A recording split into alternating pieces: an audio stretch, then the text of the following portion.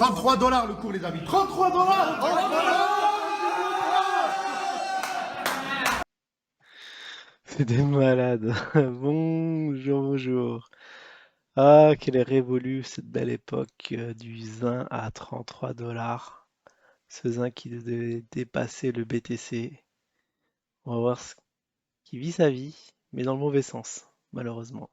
Alors, BTC, c'est génial. Je viens de voir qu'on est à 68K, 820. Mais c'est absolument génial. Les cours sont de plus, ouais, les cycles sont de plus en plus rapprochés. J'ai rechargé que par 2 fois sur la descente. Et il y a eu une descente. Ah ouais, c'était une descente d'un jour là. Vous voyez cette bougie rouge? Bon, on va avoir ça présage un bon mois de novembre. C'est vrai que le mois d'octobre, c'est généralement bon, sur les marchés rouges, mais sur le BTC, c'est aussi, il me semble.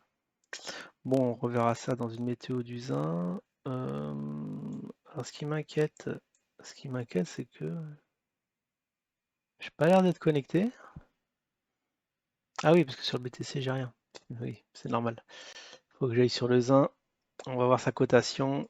On est à 7. Alors franchement, c'est pas de la lecture d'avenir ce qui se passe sur cette chaîne, mais quand même, quand on voit d'où on vient, 15, 14, 15, 14, 13, 13, 12, 11, 10, 10, 8. Ah, on n'a pas eu les 9. Et là, 7.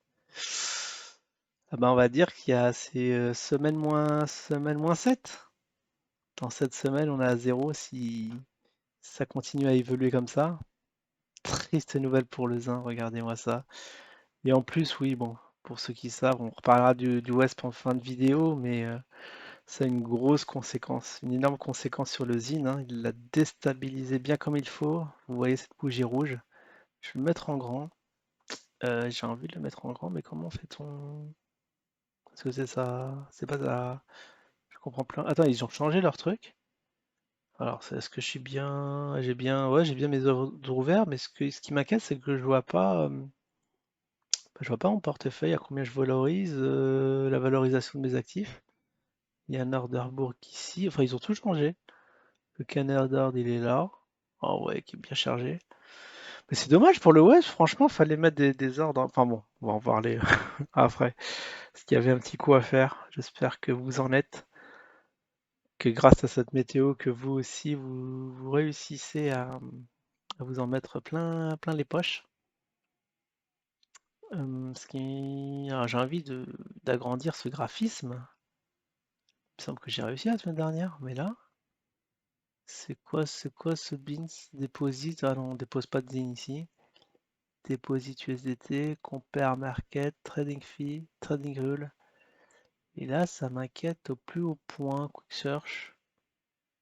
Je vais juste C'est la loupe? Non, la loupe c'est autre chose. La loupe c'est sur les indicateurs. Alors avant, il y avait, je sais pas si vous vous souvenez, il y avait une petite fenêtre où je clique et ça agrandit, mais là on l'a plus.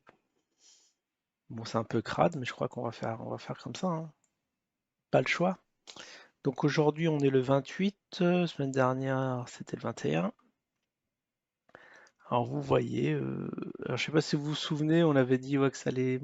Ah, c'est dommage qu'on l'a en petit comme ça. Ça allait rebondir sur le mi-canal, ça n'a pas loupé. Hop, pour repartir wow, avec une accélération super baissière. On a eu les 6. On a eu les 6, ça c'était le 26. Non, c'était le 25, il y a 3 jours. Vous voyez.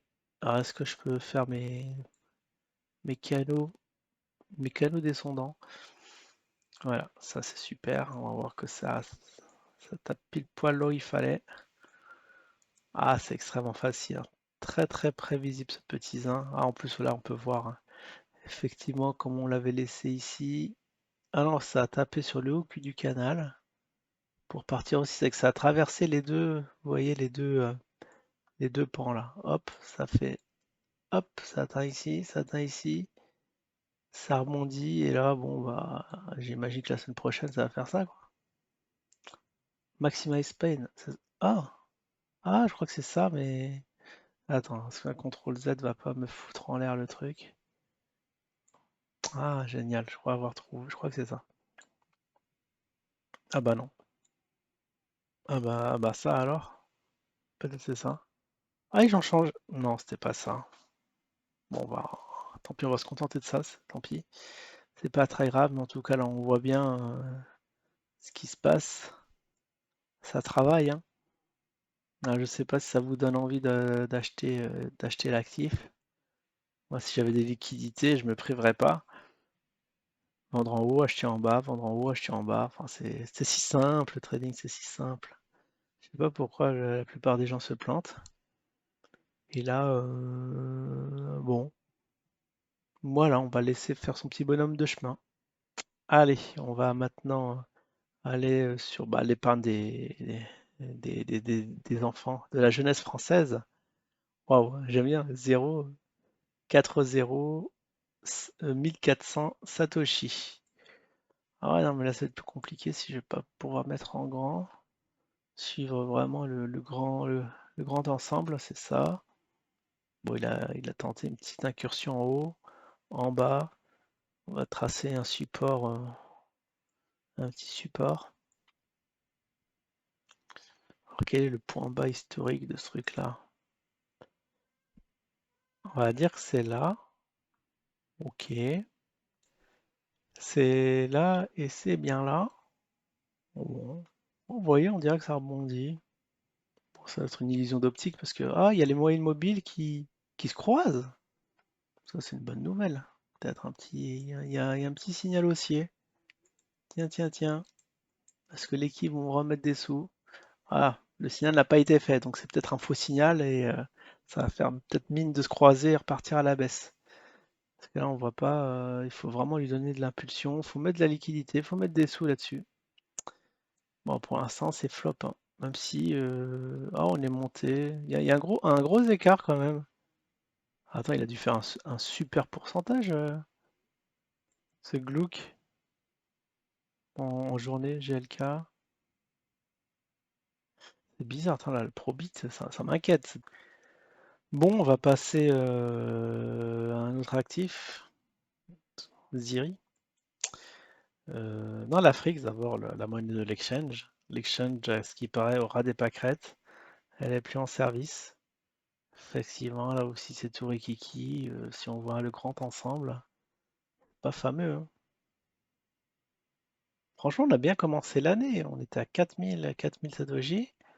Et là, on est à 646, dégringolade. On va tutoyer les points bas. Les investisseurs n'ont plus confiance sur cet actif non plus. Triste nouvelle. Bon, on va zapper ça. Et on va finir par le Ziri, le Panama. Alors le Panama, pareil, hein, à ce qui paraît, il faut acheter en fiat. Qui a perdu sa valeur. Le Ziri qui a perdu sa valeur utilitaire.